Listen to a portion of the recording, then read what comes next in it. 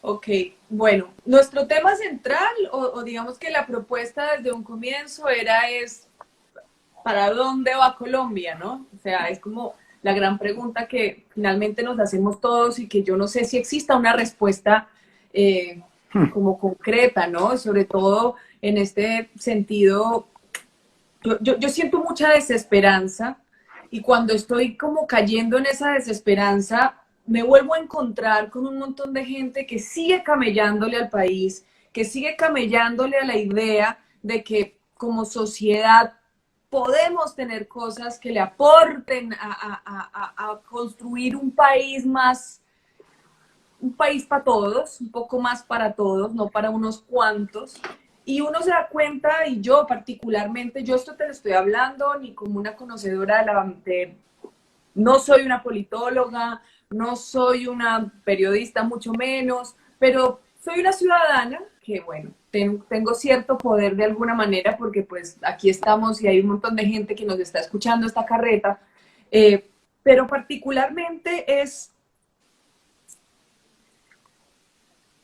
nosotros como ciudadanos del común, yo siento que uno no puede hacer muchas cosas, pero algo hay que hacer para finalmente contestar esa pregunta, ¿no? ¿Para dónde va Colombia? Y tiene que ver, obviamente, desde lo político, que es tan importante y además tan difícil de cuestionar incluso porque es que está tan permeada de corrupción, tan permeado de autoritarismo, de la falta de democracia, de todo lo que, bueno, es que además es como que siempre estamos hablando de lo mismo, es uno desde ser un ciudadano del común, sabiendo que de alguna manera Mike y yo tenemos este cierto poder pues, de ser públicos, pero pues eso de poder no tiene mucho, solamente de poder, digamos, replicar y ¿qué se puede hacer? ¿No? Yo tengo varias preguntas, pero yo te quiero ir a vos porque vos sos aquí el experto y después de que hables, yo creo que me surgirán otras preguntas que también tengo acá. Y bueno, y Mike, presentate, saludá, que yo hablo mucho, yo no hablo más. Mire, Carolina, yo le voy a responder rápidamente de estas tres formas. La primera es en qué estamos y para dónde vamos. Yo creo que estamos en una cosa que se ha denominado un electrocardiograma. 3, 4 días pacíficos, luego estallan protestas, 3, 4 días pacíficos, luego estallan protestas, y esto se va a mantener por lo menos hasta diciembre. Y esto es una jugada muy complicada porque el gobierno del presidente Duque ha tomado la decisión de no negociar, de no ceder nada y dejar que el país se incendie con la lógica de que mucha gente va a rechazar las protestas y va a terminar votando otra vez por el centro democrático. Entonces, por eso es que no hay negociación. Todo el mundo aquí calcula electoralmente. Esa es una jugada muy difícil, Carolina, porque esto a cualquier momento vuelve y estalla. Los niveles de frustración son durísimos en las calles colombianas, la gente con la situación económica no siente que el gobierno haya que cambiar y lo que estamos viendo hoy, por ejemplo, hoy estallaron en varias ciudades, en Medellín, en Bogotá, en Popayán, otra vez manifestaciones y eso a cualquier momento se prende. Entonces, estamos en ese electrocardiograma y para allá vamos. Y esto nos puede salir o que esto se vaya muriendo hasta diciembre o que esto esté así todo lo que queda de año.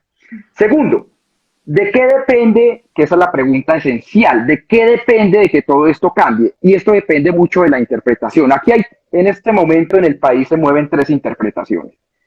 La interpretación del Centro Democrático de senadoras como María Fernanda Cabal, que creen que todo es culpa de la izquierda, de una conspiración terrorista, de una conspiración internacional. Por eso es que no hacen cambio. Está la interpretación de la gente en la calle que está pidiendo cambios. Y hay una interpretación intermedia donde básicamente se dice que hay mucha frustración, pero que han venido cambiando las cosas. El tema es, Carolina, y aquí que se está conectando mucha gente de Perú, es que el peor escenario que nos puede pasar a nosotros es el caso peruano. Y es donde hay una crisis eterna. Perú lleva en una crisis institucional por lo menos 4 años y le deparan todavía por lo menos otros 2 o 3 años de crisis institucional. porque el establecimiento no quiso cambiar. Aquí lo que se necesitan son reformas. Creo yo, unas pocas reformas ahorita y luego que todo se solucione en el tema electoral.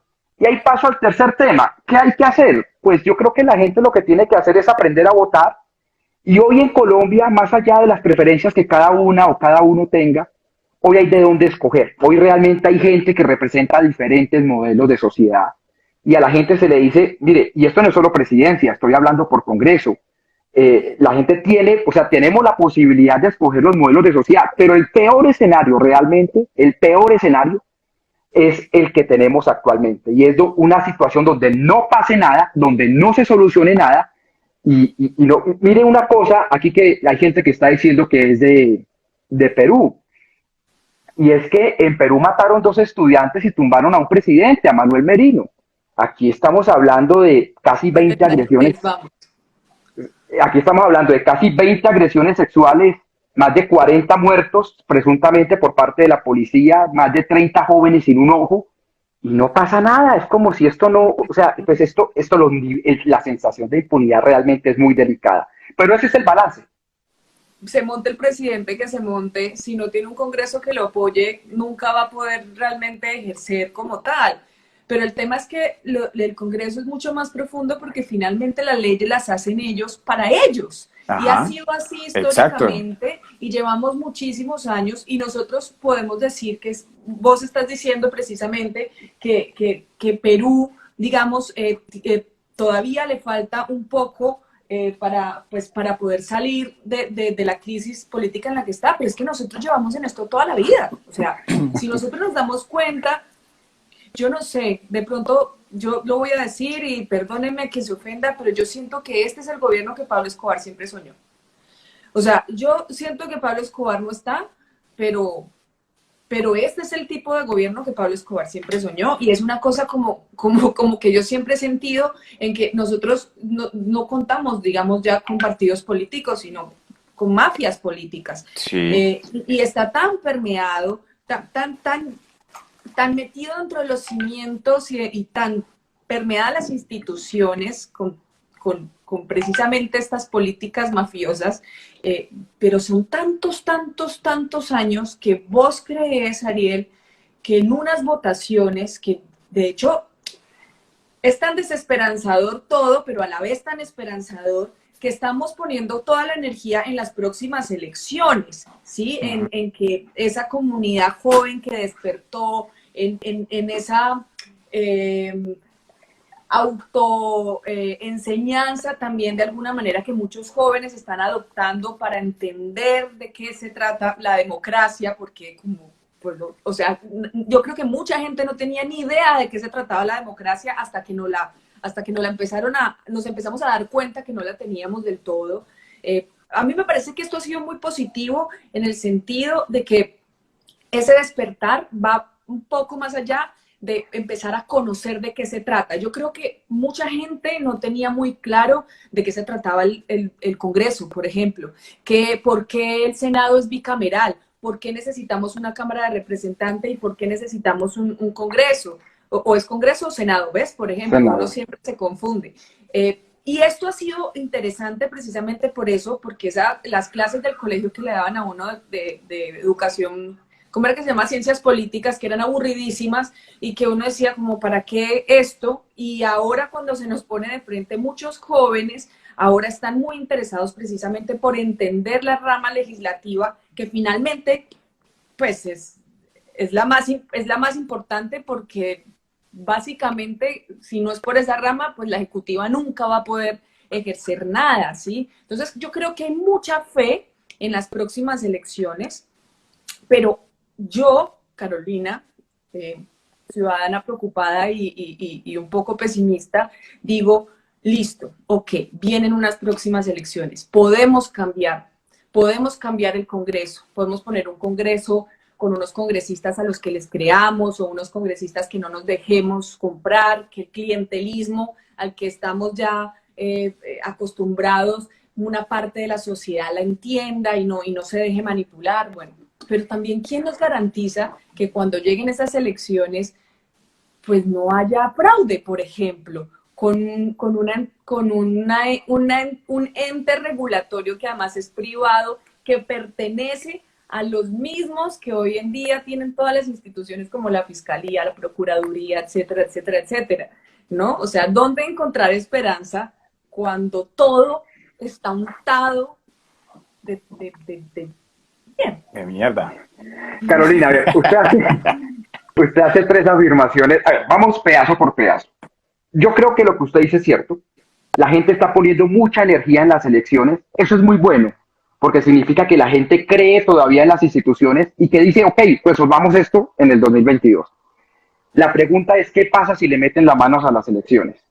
¿Qué pasa si hay unas elecciones y no cambia nada? Entonces, dice uno, viene el caso de la desilusión como Perú. Entonces, yo creo, para mí está bien que la gente le ponga esperanzas a las elecciones. Ese es el camino institucional y está bien. Y hay de dónde escoger. Yo lo que le pido a la gente es que aprenda a votar. Mire, el Congreso no lo podemos acabar porque eso es abrirle el camino a una dictadura. Ese cuento de reducir el Congreso me parece súper peligroso. Eso fue lo que hizo Chávez. Chávez cuando llegó al poder tenía Cámara y Senado con el mismo cuento de corrupción, de ahorrar plata. Dijo una sola Cámara, Asamblea Nacional, y manipuló eso así durante años. Mire el caso de Iván Duque, le iban a tumbar su ministro de Defensa, Diego Molano, y en 2 días compró el Congreso, que son casi 300, imagínense donde fueran 100, lo compra en mediodía. Entonces, ese cuento es muy peligroso. Lo que yo le digo a la gente es aprenda a votar. Si usted elige bandidos, pues te gobiernan bandidos, digamos, eso no tiene mucho misterio. Entonces hay que aprender a votar. Pero hay otra cosa que usted dice que es muy cierta, que aquí me quiero detener, y es que le metan la mano a las elecciones. Yo siento que a la clase política colombiana la van a barrer el otro año. Yo siento que esto se va a dar durísimo, que el Congreso los van a moler, y yo lo que siento es que esta clase política no se quiere dejar quitar el poder. ¿Qué van a hacer? Pues una posibilidad es que le metan la mano a las elecciones. ¿Cómo? En Colombia hay una cosa que llaman los software electorales, eso es como cuentan los votos. Ajá. Y el registrador, le doy este dato, Carolina, el registrador nacional nuestro se llama Alexander Vega. El señor está metido en el escándalo de Odebrecht, tiene grabaciones con un congresista que está preso, Otto Bula, por más de 200 minutos, que nunca pudo explicar. Está acusado de vender sentencias cuando fue presidente del CNE. O sea, el señor Alexander Vega divinamente concursa parampón, digamos, no tiene ninguna preocupación. Eso lo digo yo como Ariel Ávila y lo he dicho y lo he sustentado. Y el problema es que el señor Alexander Vega no quiere dejar hacer auditorías al software electoral, a los software electorales, que porque son privados, que no sé qué. Entonces yo tengo mucho miedo. ¿Qué es lo que tenemos que hacer? Pues preparar toda la gente, testigos electorales, testigos en los escrutinios, y presionar al registrador para que haga auditoría. Porque es cierto, el poder no lo regala. Y ahí viene la tercera afirmación suya, y a mí me parece esto, digamos, que usted no diga, es un tema muy complicado, y es que la gente no está creyendo en las instituciones. La Procuraduría, la Fiscalía, la Contraloría son policías políticas al lado del partido de gobierno, del Centro Democrático, que están hechos para perseguir la oposición. Entonces, eso es cierto. Ahora, si bien todas esas tres cosas son ciertas, a nosotros no nos queda otro camino que ser demócratas y esperar que todo esto se solucione vía democrática, y esperemos que sea así, que la gente aprenda a votar. Lo más importante en este caso, yo le pido al gobierno nacional, como se lo he pedido, es, mire, por favor, negocie algo, no le estamos pidiendo que lo negocie todo, negocie algo, calme la situación, evitemos un estallido social en septiembre o en octubre, dejemos que esto se tramite electoralmente y no le metan la mano a las elecciones. Pero los riesgos, sí, yo te acepto, los riesgos son muy altos de que aquí se den un tema complicado. Mire, y aquí hay mucha gente que escribió que estaba en Perú, que estaba en Chile. Yo quiero decir esto rápidamente, Carolina. Mire, nosotros tenemos 4 salidas en esto. La primera salida es la salida chilena. Allá fue una asamblea constituyente, pues en el caso colombiano no la necesitamos, pero sí un paquete de reformas. Pero hay una salida institucional. La segunda salida es la salida venezolana, que este gobierno de Iván Duque, siendo de derecha, quiso hacer lo que hizo Nicolás Maduro, y es acabar la represión a punta de violencia, que eso es lo que han intentado hacer. No les funcionó. A Maduro sí, pero a Duque no. La tercera salida es la peruana, que es la salida de la desilusión, la crisis eterna de 4, 5, 6 años, como están ahorita el caso Perú, que aún todavía no han podido declarar a Pedro Castillo como ganador. Y la cuarta salida, que es la colombianada de siempre, es que nunca solucionan nada y nos vamos con este electrocardiograma y dele, y dele, y dele, y dele, y dele, hasta que esto termina estallando. Entonces yo le digo al gobierno, mire, y le digo a la clase política, en serio, fuera de pasiones, mire, la gente está pidiendo cambios.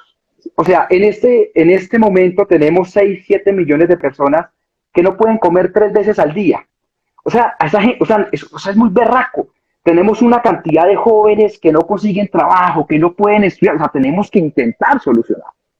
Lo peor de esto es que pase lo que pasó, es o que estalle esto socialmente, o que se dé una cosa durísima en las elecciones que los barramos. Termino con este ejemplo. Yo estuve en México cuando fueron las elecciones de Andrés Manuel López Obrador y yo conocí a una gente del PRI. Allá estaba un presidente que llamaba Enrique Peña Nieto, no quiso hacer ninguna reforma, pensó que todo era un cuento.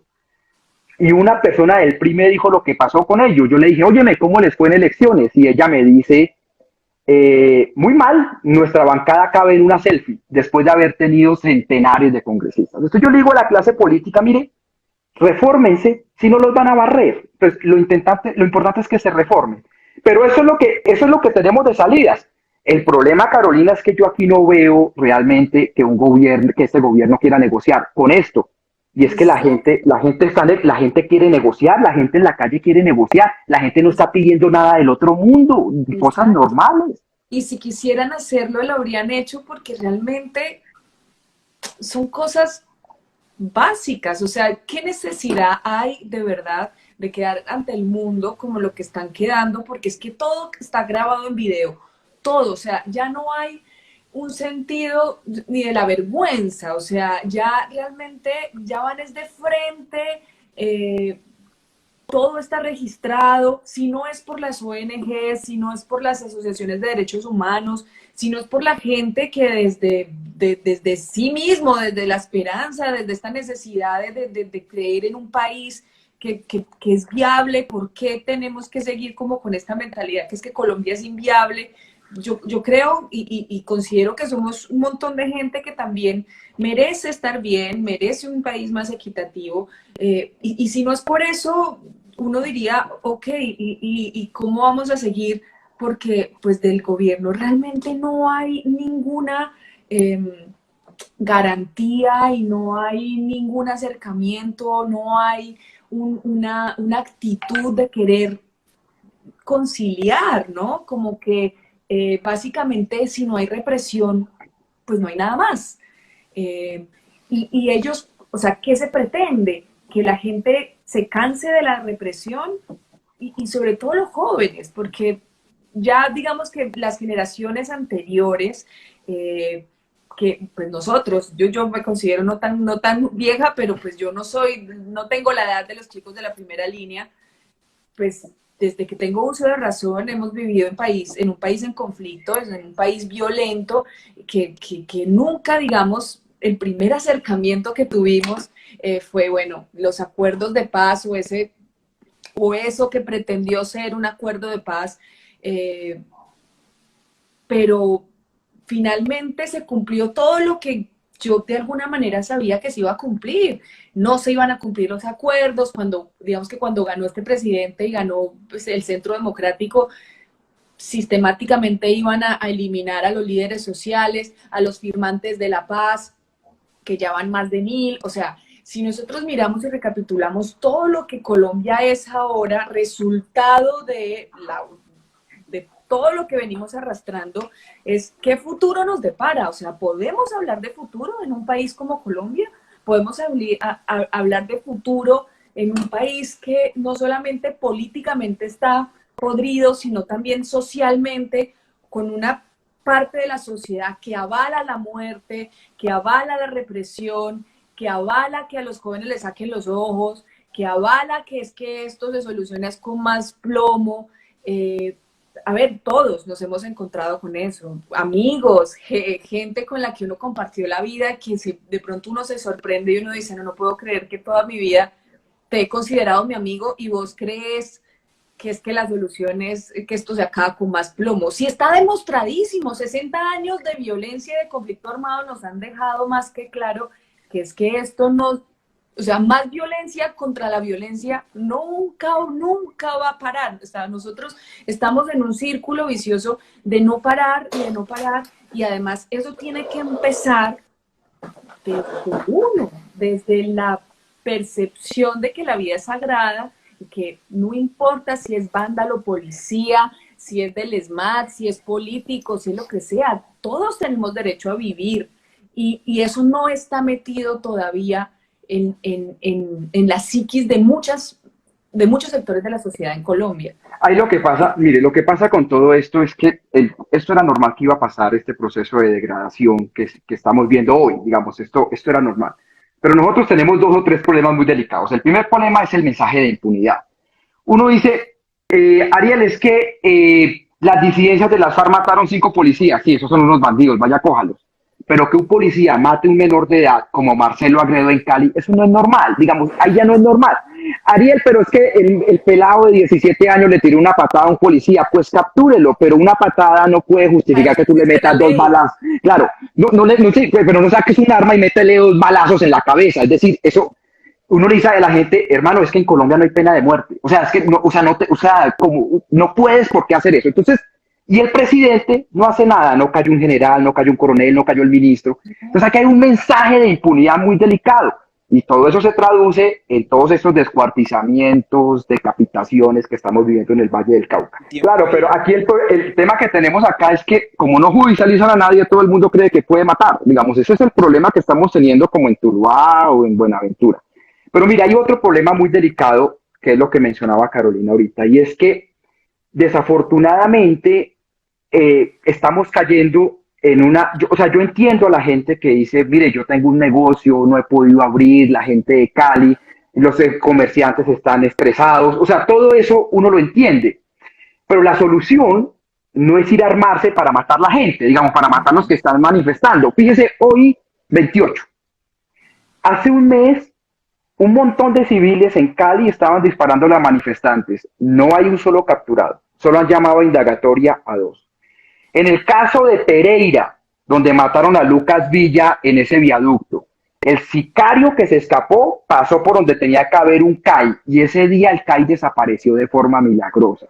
El sicario que le disparó al camionero que bloqueó, dice que se escapó de la estación de policía de Pereira con una cegueta. O sea, lo creen a un idiota. O sea, es como, eso es lo que más me da rabia a mí. Sí, aquí hay un sí. tema, aquí hay un tema, es que esto es un tema institucional. O sea, señores instituciones, ustedes tienen que estar serios ahí. Y uno dice a la gente, pero usted no puede tomar la justicia por sus manos. O sea, pues esto es una democracia. Y ahí viene lo tercero, que es lo que yo creo que estamos. ¿Y saben qué es? Que es que yo creo que mucha gente está cómoda con lo que está pasando en Colombia. Uno es el pendejo que se preocupa por el país, que mire, hombre, sí. Pero yo creo que el centro democrático, yo lo digo, yo como Ariel Ávila, para no meterlos en líos a ustedes, el centro democrático está feliz con que este país se incendie, el uribismo está feliz con que esto se incendie, porque ellos creen que al final eso les va a dar votos y les importa un pito los comerciantes, la recuperación económica. Y del otro lado también hay gente súper feliz con que esto se incendie. Entonces estamos en un momento, desafortunadamente, donde muchos de los sectores políticos que podrían ayudar a solucionar esto, quieren que esto se incendie. Y ahí otra vez, yo siempre recuerdo que yo era siempre rebelde en mi casa. Cuando yo molestaba mucho, mi mamá siempre me decía, papito, no juegue con candela porque se quema. Entonces uno le dice aquí eso mismo a la clase política, no jueguen con candela porque esto les puede salir muy mal. Pero, a ver, sí, históricamente, y yo lo puedo decir, en la costa, por ejemplo, la costa atlántica, la costa caribe, que ha sido tan históricamente ajusticiada por la violencia en Colombia, pueblos enteros arrasados en la época, en todas nuestras épocas, es una población que históricamente ha tenido los peores políticos o sea, perdón, de verdad, es con todo el respeto del mundo, pero la peor clase política viene de compra de votos y de pueblos azotados por la violencia, y porque uno no se explica realmente políticos atornillados al poder, pero de antaño, o sea, se murieron de viejos Sí, sentados ahí no, ojalá sentados, nunca fueron. ni A fuera. duras penas iban a las plenarias. No, porque no pasa ¿Cómo nada con eso. evitar, por ejemplo, vienen nuevas elecciones, viene lo que pasa cada 4 años, van a esos pueblos donde a duras penas, digamos, tienen agua, tienen pavimento y todo lo demás. No hablemos del Pacífico porque el Pacífico ya es es igual, pero yo siento que es un conflicto en desarrollo. Yo siento que todo lo que pasó en la costa está pasando en el Pacífico, pero en la costa ya arrasaron con todo el mundo. ¿Cómo evitar nosotros, sí, las primeras líneas, los barrios, digamos, el conflicto que pasó en el campo llegó a las ciudades, ¿sí? Y lo estamos viendo de frente, pero todo esto que está pasando acá y por lo que nos horrorizamos viene pasando desde antes de que yo naciera, ¿sí? ¿Cómo evitar esa compra de votos, ese clientelismo, ese abuso de la propia ignorancia que también existe en estos pueblos precisamente por la falta de educación, por la falta de oportunidades, para que sigan atornillados los mismos que van a seguir atornillados desde siempre, ¿no? Yo realmente, yo quisiera ser bastante optimista, yo quisiera ser mucho más conocedora y trato de conocer lo que más pueda en el menor tiempo posible, de poder hacer esos análisis que haces vos, Ariel, y yo realmente agradezco un montón que vos, a pesar de que obviamente uno ya toma una posición, porque yo creo que nosotros estamos aquí hablando porque ya tenemos una posición clara con respecto a la vida sagrada, y por encima de eso no hay nada más. Y si alguien o algunos pretenden violentar precisamente eso, pues yo me declaro en contra. Y yo me declaro en contra de toda persona, institución que diga que la vida de otros vale más que la de otros, que hay mejores muertos que otros. Yo creo que Colombia lleva perdiendo muchos años su juventud, muchos años sus líderes, personas con un valor intelectual, con un valor social muy importante. Colombia ha perdido grandes seres que hubieran podido, mejor dicho, si todos estos seres que fueron asesinados por decir lo que dijeron, por pensar como pensaban y por hacer lo que hicieron, Colombia sería un país espectacular, pero se han como empeñado en precisamente desaparecer las grandes mentes, los grandes corazones que realmente trabajaron por sociedades absolutamente marginadas. Entonces se quedan marginadas y no hay quien de alguna manera pueda ponerse la camiseta por ellos porque inmediatamente son objetivo de asesinato, ¿no? Entonces,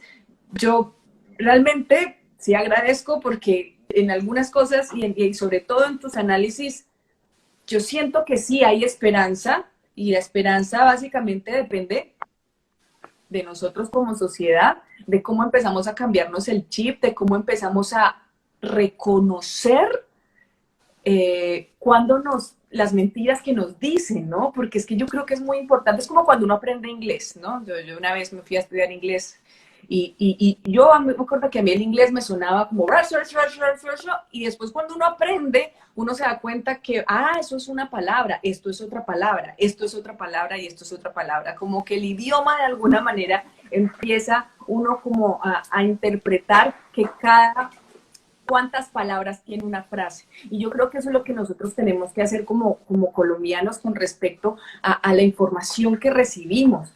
Uno tiene que tener como ese pensamiento crítico y entender y dimensionar cuándo te están mintiendo, porque es que ya son hasta malos mentirosos. Y hay gente que todavía se la cree. Hay, Carolina, una cosa que yo siempre le digo a todos mis estudiantes, es, mire, a mí todos los días me insultan en redes, ahí tengo otra vez a María Fernanda Cabal dándole, y eso a mí no me importa, digamos. A mí lo que me da mucha rabia es que me crean idiota, o sea, que lo crean a uno bobo, eso sí me ofende.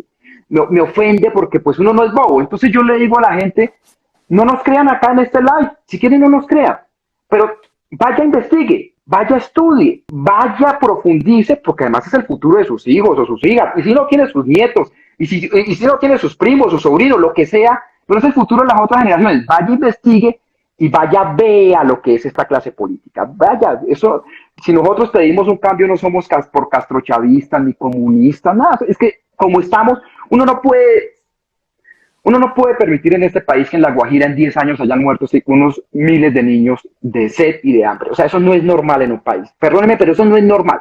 No. Que hayan niños malnutridos en Cali, la tercera ciudad del país, perdóneme, eso no es normal. Digamos, no, uno no puede aceptar eso. Que se roben la plata como se la robaron ahorita en todos estos escándalos, o sea, no es normal. Estamos pidiendo que eso cambie. Entonces uno dice a la gente, no nos crea, todo bien, no se ponga a pelear con nosotros, vaya, investigue y vaya, cerciórese. Y dos cosas sobre lo que decías. Mira, ¿qué podemos hacer? Yo le pido a la gente, nosotros podemos hacer tres cosas. Uno, votar. El tema del voto en blanco. El voto en blanco es un buen ejercicio de desobediencia civil, pero no sirve de nada. Digamos, votar en blanco no sirve de nada y lo peor es no votar. Digamos, vaya, vote porque hay de dónde escoger. Es que antes uno no había de dónde escoger. Ahora hay de dónde escoger. ¿Cuánta gente se murió para poder tener ese derecho? ¿Cuántas mujeres mataron para poder votar?